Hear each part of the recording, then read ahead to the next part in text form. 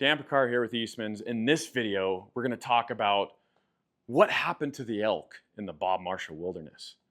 And this is very intriguing to me. I grew up in Montana. I spent 25 years in Montana, and I worked for the Forest Service when I was in college from 2006 to 2009. And I was fortunate enough to run the Bob Marshall Wilderness, which is kind of in this region of Region 1, just south of Glacier Park. And I spent a lot of time there. And it's the most beautiful elk country you could ever find. And the thing that was missing, it was missing elk. And so this is at the height of the rise of the wolf and the grizzly bear. You know, the grizzly bear was listed in 1972 as an endangered species, and the wolf was introduced in 95, and a lot did come down from Canada and Glacier as well. But we're at historic lows right now in the Bob Marshall Wilderness. And what I mean by that is we're counting 200 elk in a 50-mile South Fork of the Flathead Valley corridor. So very little. Now back in the 80s, we were 4,000 to 6,000 animals in this area. But what's interesting is as time kind of trickled on and the grizzly bear population kind of increased and human bear conflict increased, where were they dropping these grizzly bears that were problem bears from maybe the North Fork of the Flathead or up in the Olney, Eureka country or on the Eastern Front or West Glacier?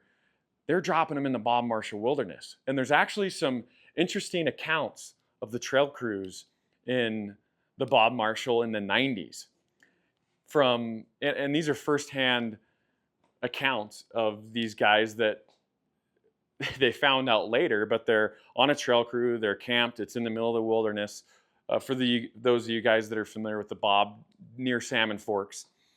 And there's this trail crew camp there, and there's this bear that just wouldn't leave their camp alone. It was chasing trail crew up the trees, and it was just becoming a problem. And this is in the late 90s, before it was a no-no to even consider killing a grizzly bear based on self-defense. Like, that's scary business.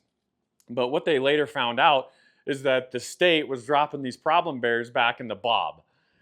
Okay, so how many grizzly bears are actually in the Bob Marshall Wilderness? There hasn't been a specific study anytime soon, but in 2004, there was a federal study done, and what they did is they went around specifically in the Bob and some of Glacier Park and the surrounding areas, but the study was predominantly in the Bob Marshall Wilderness. What they did is they installed barbed wire on rub trees, and they collected DNA throughout the course of the summer from these rub trees, from the barbed wire, and then they were able to count the number of individual DNA samples that they retrieved, and then plug that into equation, and they came up with 765 grizzly bears in the northern continental divide ecosystem. So that's, a large area, 8 million acres.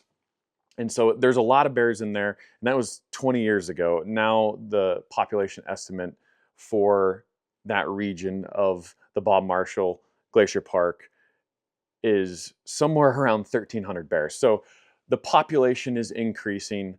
That's where we're at now. Until then, we won't have any hard and fast facts of DNA and bears that are actually on the landscape, because as you can imagine, they're so hard to count. But until then, I mean, this study cost $4.8 million, and it did receive a fair amount of criticism back in the day when they did it, as far as pork barrel spending goes. But that's where we're at now.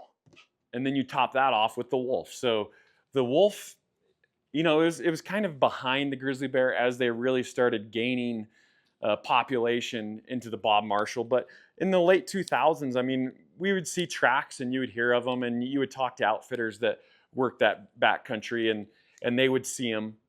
And so they were around, but they really increased in the last 20 years, which has been leading us to population lows, historic population lows.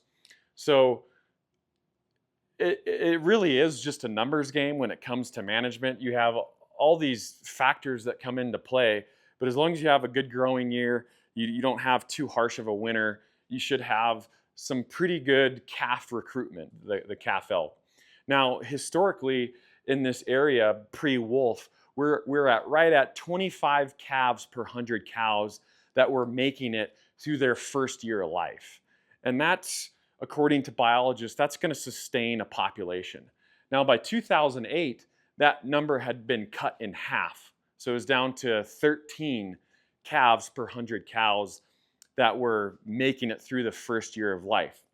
And so not only do you have a great number of predators in the Bob Marshall, but you have this widely vast landscape that's very difficult to manage in the first place. There's no roads, there's no helicopter aerial killing going on back there. It's wilderness.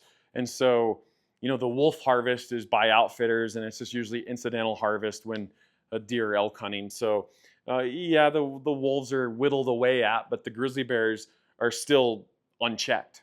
And that has become a problem. So over time, that's what we're seeing is calf recruitment. If you don't have it, you don't have a herd, you don't have a future of a herd. We're at our all-time lows.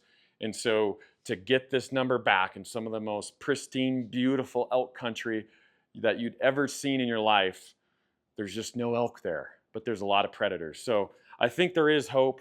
The downside is that grizzly bear management is 100% political. And so until we can manage them and maybe take a little bit off the top when it comes to grizzly bear population in the region and hunt black bears more, it's going to be very hard to grow the elk numbers in the Bob Marshall. And that's HDs 140 and 150. That's what we're looking at, the South Fork of the Flathead and a lot of the Middle Fork of the Flathead. But all-time lows, it's something else. And I haven't been back since, and I haven't hunted it since because there's just not a lot of elk there. But anyway, hopefully you guys gained a little bit on this video, a little bit of knowledge of what's going on back there. Got more of these videos coming up. We're going to talk about this big one coming up here too. Every 10 years, we lose half of our moose, sheep, and goat tags in the state of Montana. That's an alarming rate. That's a big deal. So we're going to talk about that in a later video. Be sure to check that coming up here. Subscribe to our channel, like the video, leave me a comment. There's all these factors that I'm just not going to be able to get to in a 10-minute video. So if you maybe have an account of something that happened when you were traveling the Bob, or maybe some management issues that you've seen, throw us a comment down below. And I love the interaction. Once again, I'm passionate about the state. I'm passionate about the Bob Marshall. I worked there. I spent a lot of years of my life there. And anyway, thanks for watching. We'll see you on the next one.